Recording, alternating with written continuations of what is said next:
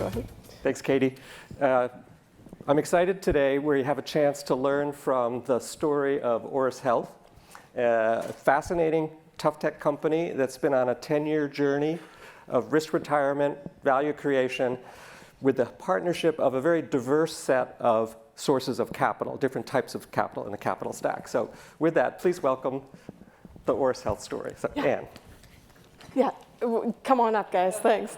So first we have Josh, who is the COO of Auris Health, Peter Hebert, who's the co-founder and managing partner of Lux Capital, and Bijan, I'm not going to go with the last name, managing director of Navimed, formerly of Highland Capital. So we're super excited about the story. Auris Health is under the J&J umbrella today. The company, with a universal sort of multi-specialty surgical, robotic surgical platform, was acquired early this year for nearly $6 billion. And this was the largest med tech private M&A event in history. So kind of an incredible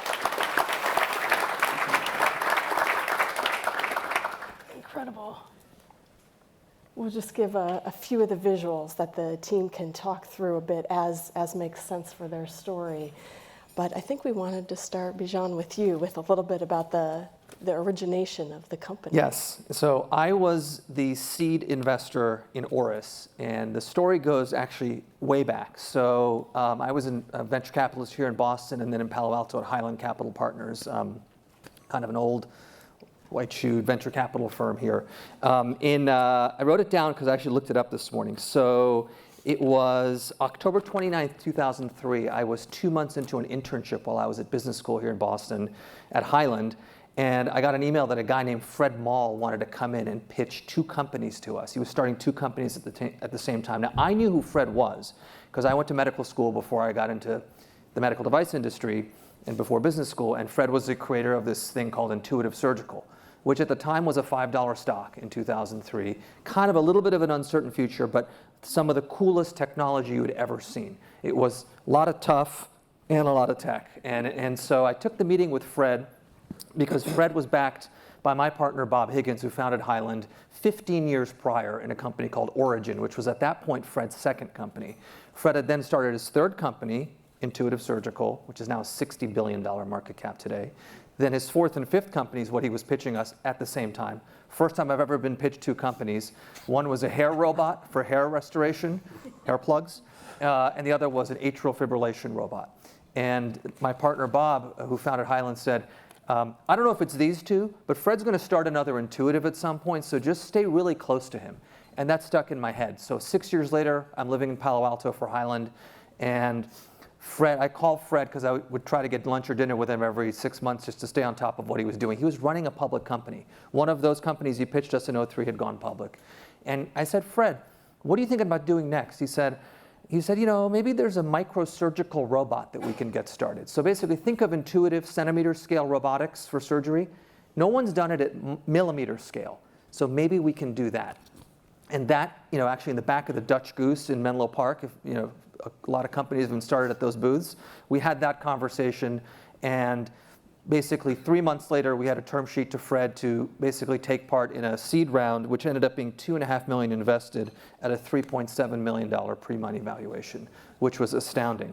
The company was essentially a project with somewhere between 1 and 4 employees for several years, and it went through a lot of ups and downs. During that time, Highland decided to pull back in healthcare and do more tech. For a whole set of reasons, but they stayed sort of, on Auris, and I stayed involved throughout the whole time. During that time, we pivoted, which we'll hear about a little bit later, from kind of one initial indication, which was doing eye surgery with a robot, which is, ultra millimeter scale in the back of the eye, to something that was much broader than that. And during that time, we started what Peter is going to describe as sort of the beginning of the relay race that it took to get this company to become the 10-year overnight success that it was. And I was thinking back as to how long these incredible stories take to run. And so, I picked 2 Elon companies, so didn't mean to do that. But Tesla founded in 2003, took essentially 10 years to their first product, real product. SpaceX, 2002 founded, essentially 10 years to their first launch. Intuitive, founded in 96 by Fred. Essentially 10 years till they found their footing in prostate surgery. And Auris, founded in 2009, acquired in 2019, and we'll hear that story in a second. So along the way, I met Peter, who had moved to Palo Alto. Yep. And we needed to hand that baton off because, I looked at my memo this morning. I said, I told my partners at Highland when we formed this company will take $30 million of capital and at the outer edge, $60 million to get to a commercial product. What did it end up taking, Peter? $680 million? So that's where you come in. So about right. Yeah. At the time that the company was raising the Series A, I got a ping, and Bijan was telling me the story, and I was pretty excited. I had heard of Fred. He goes, "Of course you know Fred," and I said, "Certainly by reputation," but had not met him. And so we went out, and the company's offices were in Redwood Shores, overlooking that random lake. So we heard the story, and at that point in time, to me, and my background is much more investing in the core technology side, semiconductors and systems and robotics and automation. I viewed this as a technology stack, something that was probably far more familiar to folks who had invested in autonomous transportation than a traditional medical device. And it had much broader applications, and so what appealed to me was kind of the idea of this platform, albeit in a regulated medical device and kind of sold into a medical context. And so we, with Highland, co-led the Series A financing and kind of went to work. And at that point in time, I had not been there for several years as Bijan had and watched the gestation period. But I knew enough of what was there then and recognizing some of the challenges that were to come.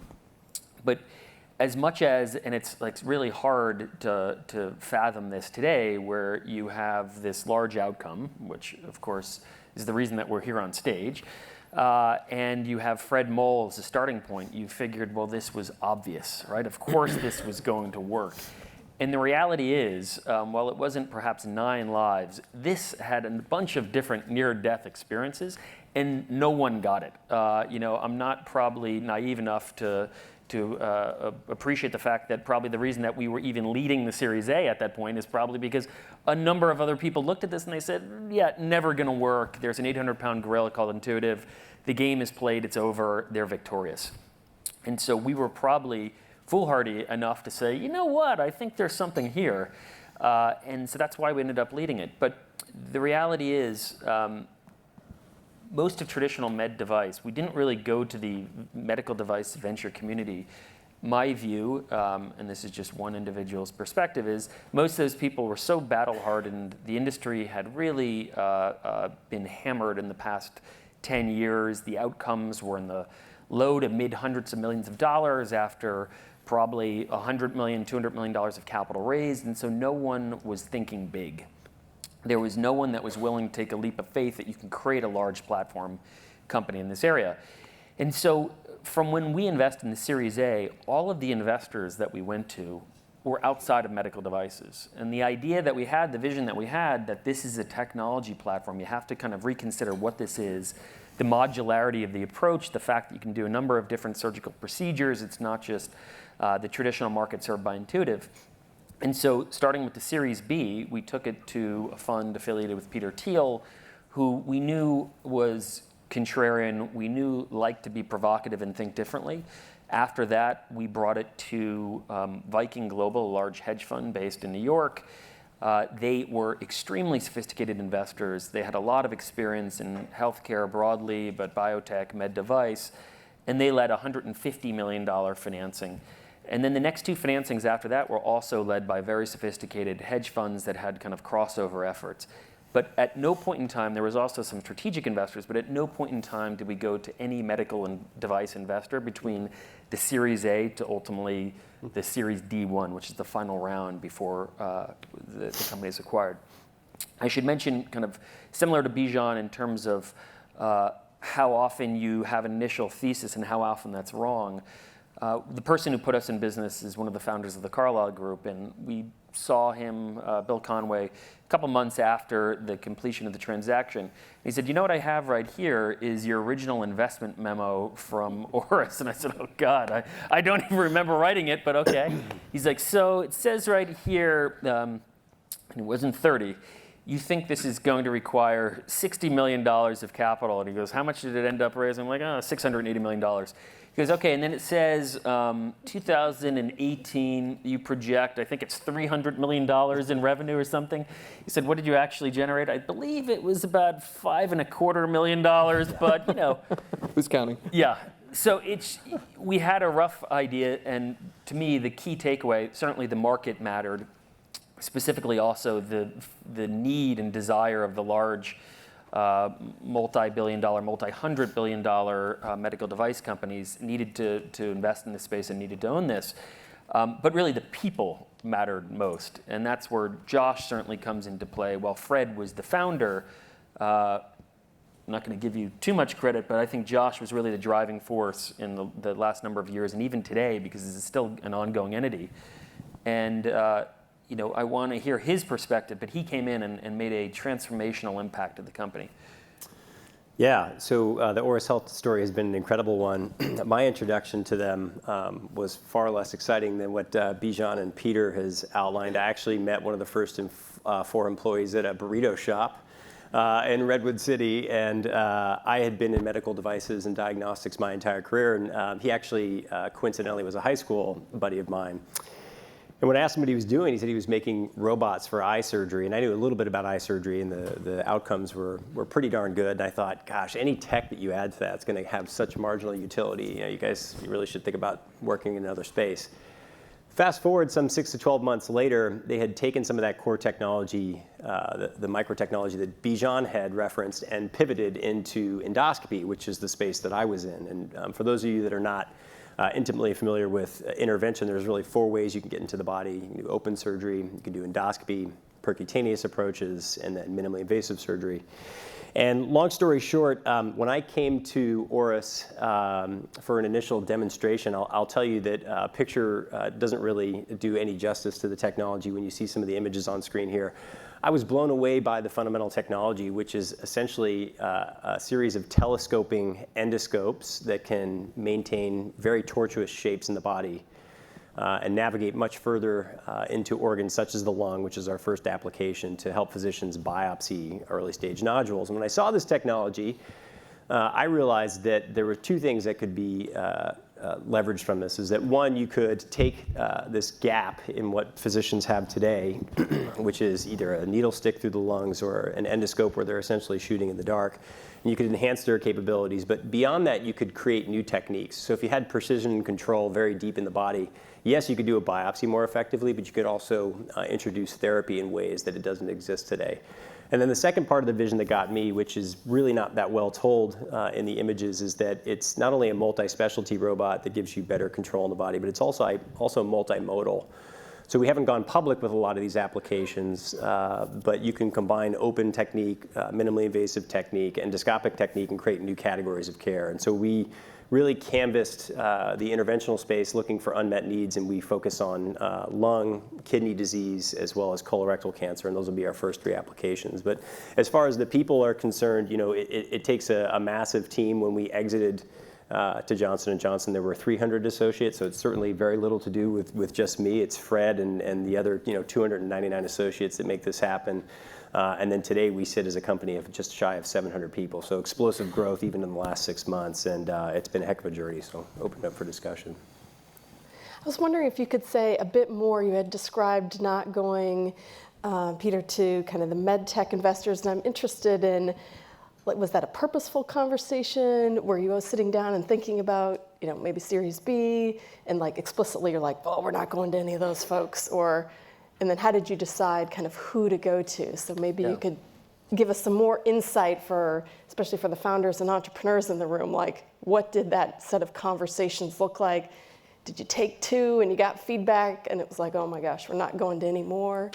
So correct me if I'm wrong here, but I think past the Lux and Highland-led Series A, I don't believe we reached out to any traditional medical technology investor.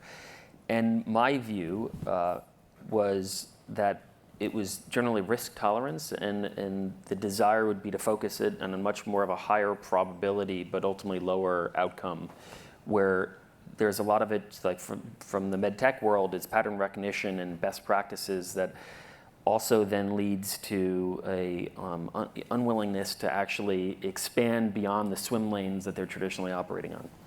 And that's just my view. But I'll say that all the investors after were extremely smart, extremely sophisticated, but willing to take this leap of faith that this is actually fundamentally a technology company that would be valued more like a technology company. And so the terms and the valuation that we ultimately got that capital, and it was much larger than what any of the other traditional medical technology firms could provide. These were on the order of hundreds of millions of dollars versus the millions or tens of millions of which they take a pound of flesh. Was just much better for the company and for existing shareholders. And we felt that it would actually translate into this narrative, which ultimately, to some extent, it was a self-fulfilling prophecy, that people, and ultimately Johnson & Johnson, a number of other strategics that were very interested, highly engaged in the company, believed that this was a only-in-class trophy asset in a technology stack that if they did not get Auris, there was just nothing else behind it. There were a couple other companies that are funded in the areas of surgical robotics, but nothing that had accumulated the talent, the intellectual property. Along the way, there were some things that almost kind of get buried, but were key strategic decisions that we made. One of Fred's earlier companies that Bijan was mentioning was a company called Hanson Medical. It had initially a strong public market performance, north of $1 billion market cap. We ultimately made the decision as a board and as a company to acquire that. When we were a private company, we raised public money, basically, but as a private company to go out and bring that asset and bring it back within Auris as a private company.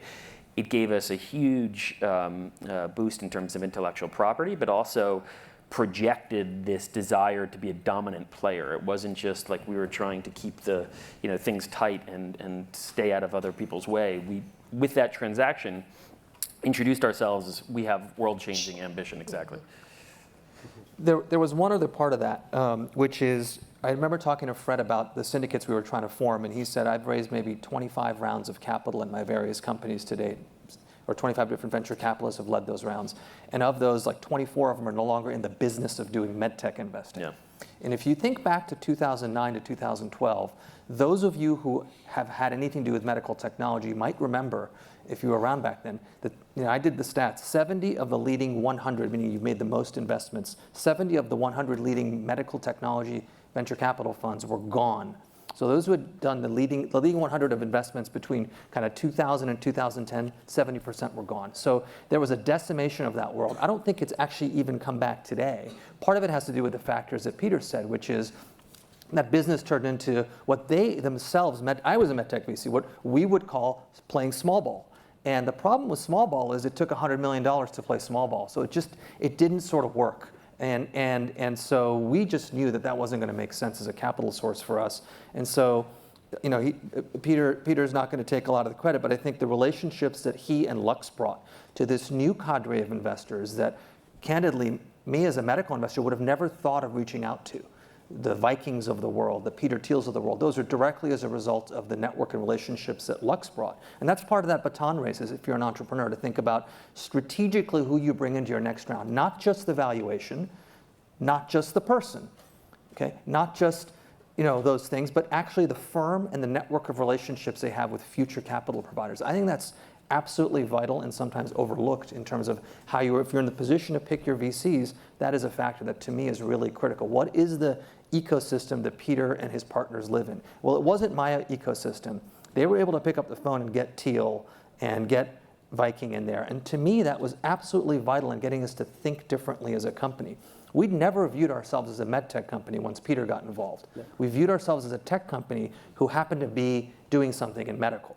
And it's not going to be the case for every entrepreneur who's starting a medical company. So it's not to be generalized, I don't think. But in this particular case, we were doing hardware and software, master-slave robots. I mean, it really was it could have been an industrial robotics company we just happened to be doing inside the human body with FDA regulation. And so we really purpose-built the company that way once Peter sort of oriented us, and I think that was critical. I was just going to interject one thing, which was the final round, which was the D1, to me was very important. The signal that sent, certainly the strategics that were already engaged, already wanted to be owners of Auris, where we specifically brought on public market investors that showed that we don't need your capital. They were trying to invest and do all these partnerships.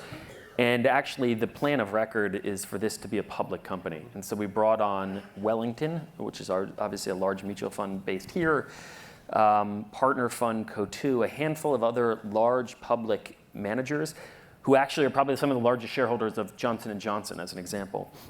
And so that, I think, was critical. And did it really make a difference? Hard to say.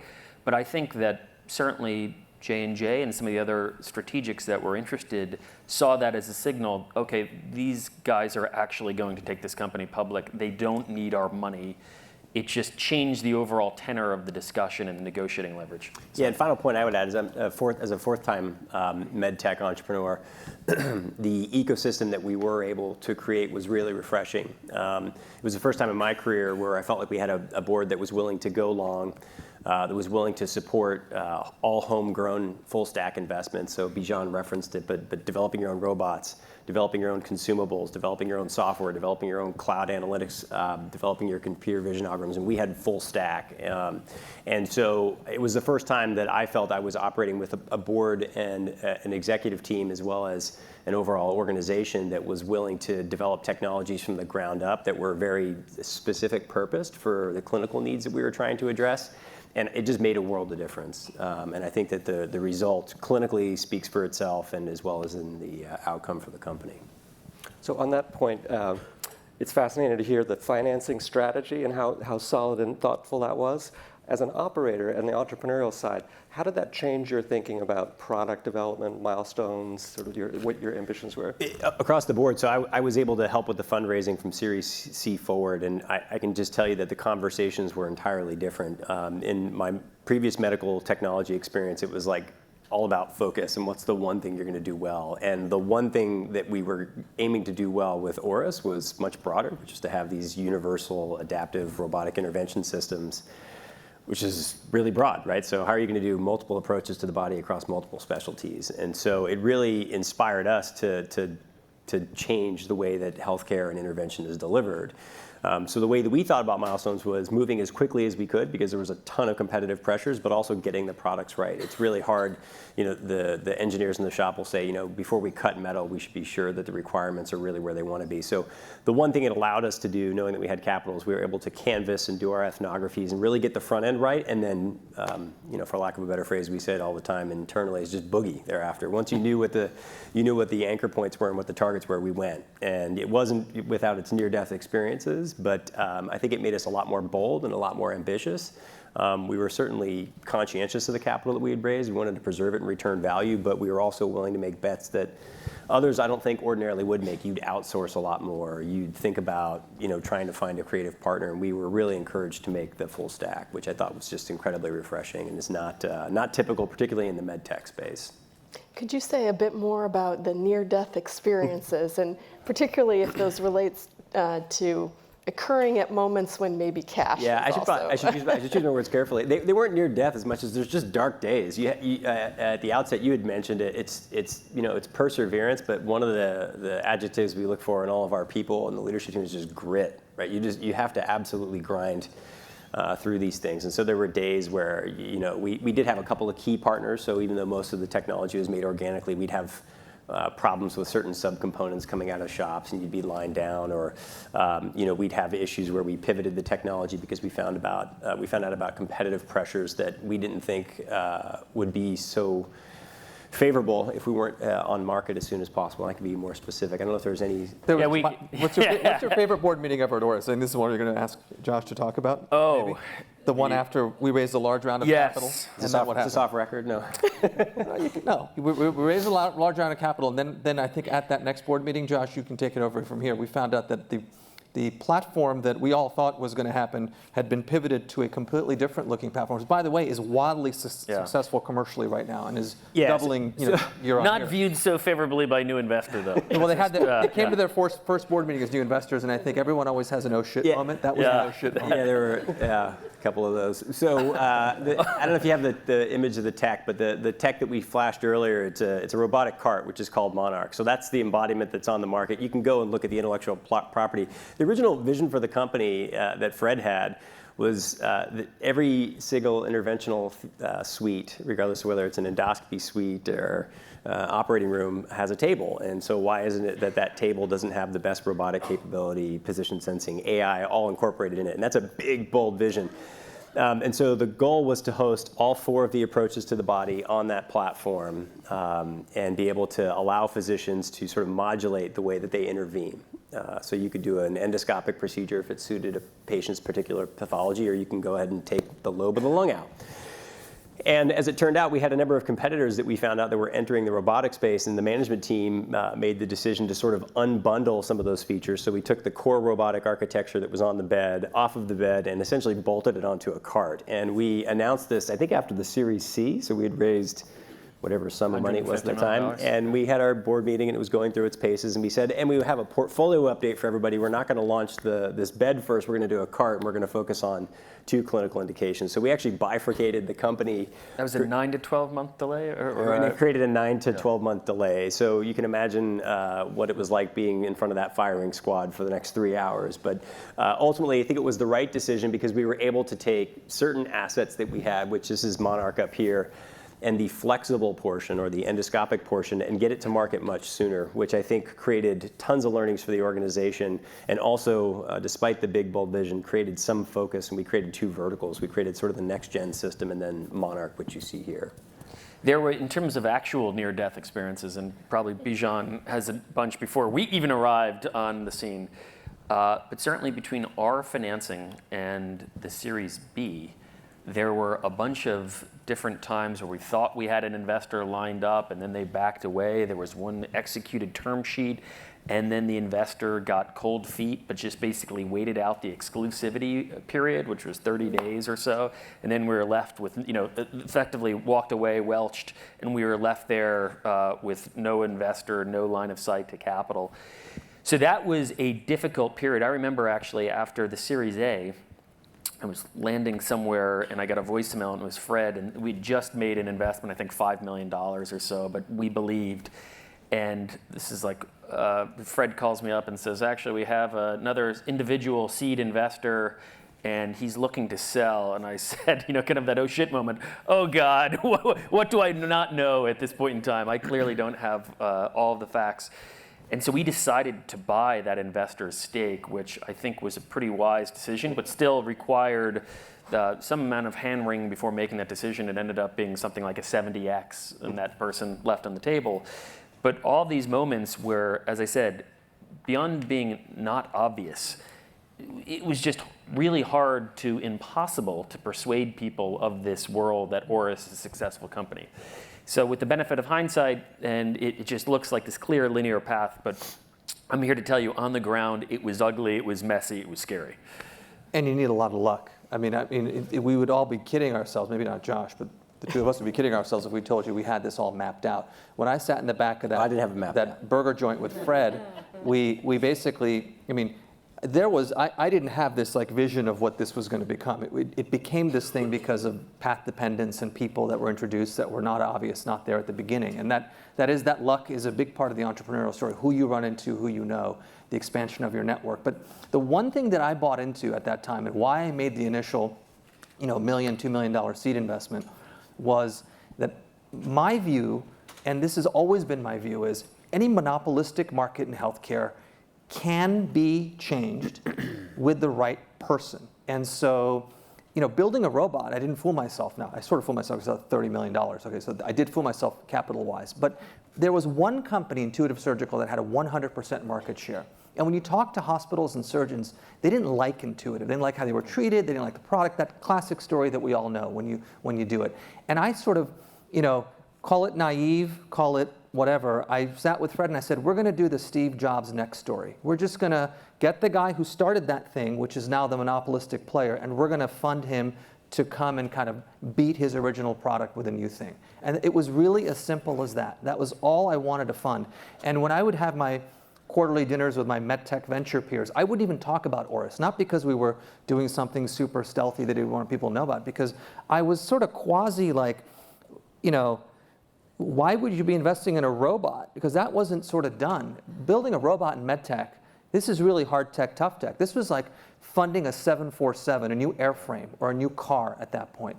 And had I known what it would be, I don't know if I would have made that investment. Had I known, if you had told me it's going to cost $680 million to get to the finish line, that's probably something I would have passed on. But thankfully I didn't know that, and I think there's a bit of naivete that's required to sort of make those leaps.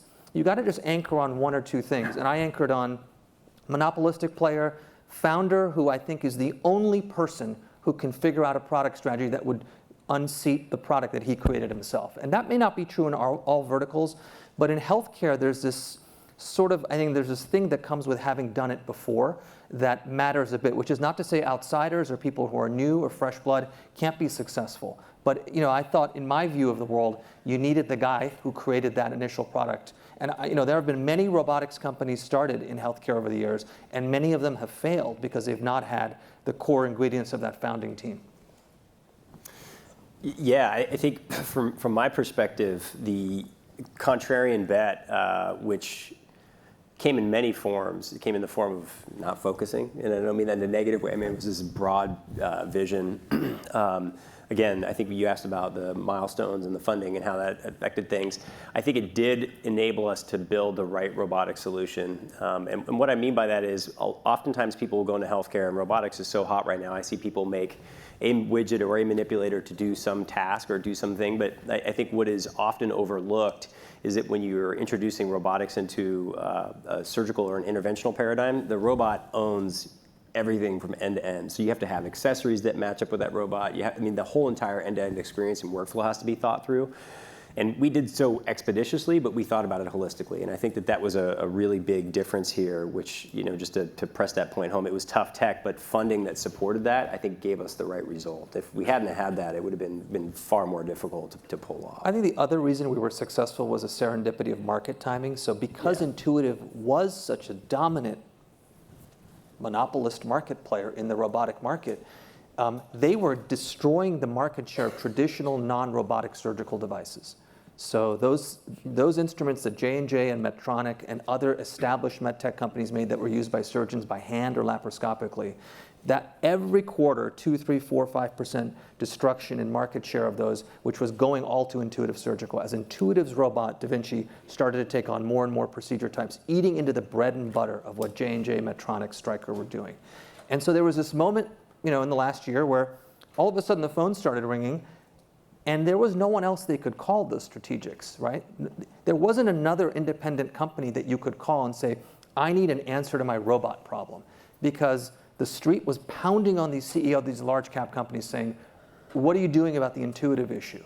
And that's not something we planned on happening. It just certainly not. But I think because, again, we were enabled, so that is absolutely true. We were also enabled, I think, by the capital to build systems that were broad in application, right? So if we had made our first applications in lung cancer, and it has a very discrete unmet need that we do a very good job, I think, of addressing, but the architecture was designed to do more, and I think that was the opportunity that Johnson & Johnson saw. It was not that they were just getting the Monarch system for the purposes of improving the ability to intercept and then treat lung cancer, but also to take that architecture and apply it to their other core business in relative turnkey fashion. But that's not easy. Architecting that in such a broad, applicable fashion from the get-go takes time, takes money. And so I think that the investment definitely supported that. To me, that's what's really important about tough tech. The fact that you're doing something that's incredibly complex, difficult. It's not just the pride in accomplishing what others have not been able to, but the fact that if you're able to go through that gauntlet and come out the other side, then you know that you're going to be one of the few, if not the only player. And so certainly the lens through which we view investments is really making sure that there's competitive differentiator and some sort of moat around that business and that technology. And this is one of those kind of companies, due to the complexity, due to, Josh would describe it as end-to-end. People in the traditional IT world would say full stack. But all of the things that we're doing, every element, there are companies that are doing just that. And yet we put all of that together, we being collective we of Auris. And so I think if I look at why we ended up ultimately having such a desirable outcome, it's not just because of everything that was accomplished by this amazing, ingenious team, but the fact is that when the market winds blew in the right direction, which they inevitably did, we were the only person there that had accomplished all these things that could then go and do a number of other things that were out there on the horizon. It was it. It was just due to the technology, intellectual property, but mostly really just due to the extraordinary people that were involved and their ability to develop new technologies and new products. Plus, it was super cool. An Xbox controller driving a robot is just about the coolest thing you could, and it is an Xbox controller, essentially. Investor demos were quite easy. It's like investors would bring their children, basically, to actually. Peter's partner Lung says surgery. sci-fi. This one was more sci, not a lot of fi. I mean, this was really science, So maybe in wrapping up, I was wondering if you would share or either think about sort of advice that you may give to your younger self or advice that you may give to the entrepreneurs here about how you think or engage or build, especially here today, we're thinking about that investment piece. So I wonder if you kind of look back and might tell yourself, like, good job, I did that right, or, oh, maybe I would have done something different. What might you tell your earlier self as it relates to Tough Auris? question. My quick answer to that would be just build as broad a possible network because you never know when it comes into play. Peter and I had gotten to know each other a little bit when he moved to California, and so it was just by serendipity and actually by your network, and you knew one of the engineers at Auris through I mean, it just sort of all came together, and so I think you never know when that network comes into play, and I think, it's easy to make the rest of this very prescriptive, and it's not. As we've all said, there was a lot of sort of randomness that we can all be fooled by that took place. But I think surrounding yourself with the right people, which is trite but very true, is critical in these long journeys, and knowing that it's going to take a long time.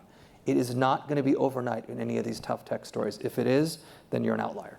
Totally agree with what Bijan would say. Internally and within Lux, we describe as randomness and optionality.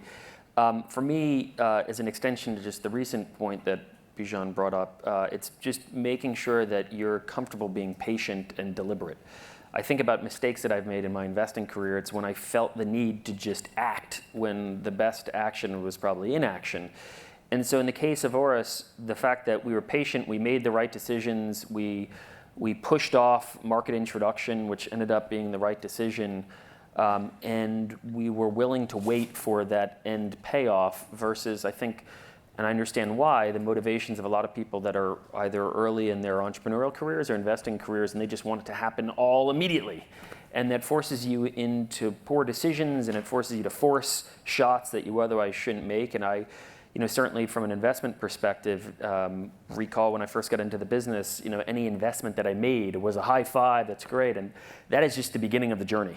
That is just a start. And so it's truly being willing to wait that 10 or 20 year period in many cases to have the opportunity to build a special and extraordinary company. It doesn't happen overnight. Yeah, I would say the thing that I've learned over the last 16 or so years in med tech and more recently in tough tech is just managing the paradox of being in the startup. And specifically what I mean by that is you should always have a sense of urgency, but to what Peter just mentioned, you really do need to think about your approach. I'm a huge fan of Steve Blank. I don't know if anybody's familiar with that, but in capital-intensive businesses, like getting your approach right is everything. And so sometimes it feels like your fast twitch fibers aren't being satisfied if you're not doing something immediately with the product or the tech. But I think really understanding the customer base, really understanding the market, and then, as I said earlier, kind of boogieing thereafter is important. So the thing that I've learned is to really sort of listen and be aware a lot more, make sure that you're getting your requirements right, because in tough tech, pivots are costly. It's a little bit different than sort of that iterative design you'll get from a pure play software approach. And so it's just managing that paradox of having a sense of urgency, but really making sure your approach is as right as it possibly can be. I want to thank you guys because the point of this whole day is to point out and learn from the complexity of the financing strategy and the relay race and what that means for the entrepreneurs over this long journey. So it's been a wonderful, wonderful introduction today. Thank you so much. Thank you for having us.